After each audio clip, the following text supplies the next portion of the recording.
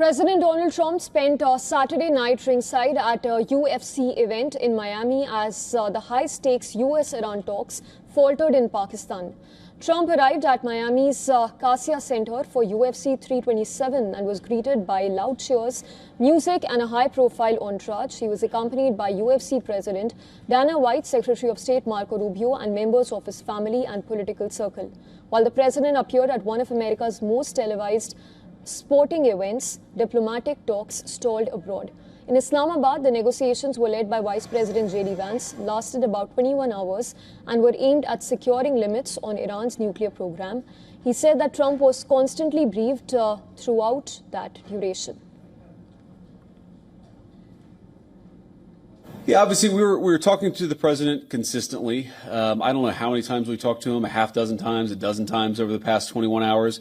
We obviously also talked to Admiral Cooper, to Pete, to Marco, to the entire national security team.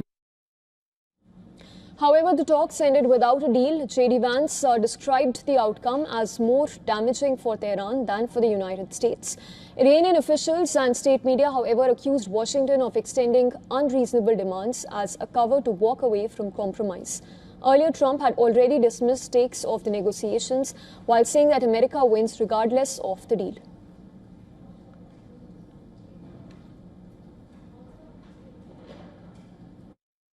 In addition to that, we're negotiating. Whether we make a deal or not makes no difference to me. And the reason is because we've won, whether you listen to the fake news or not, you know. While uncertainty still looms over the West Asia war, the president's attention seems to be positioned elsewhere. His attendance at the fight reinforces Trump's long-standing connection to the UFC. Plans of similar fights on the White House grounds are also underway as part of United States' 250th independence anniversary celebrations and his 80th birthday, which is on 14th of June.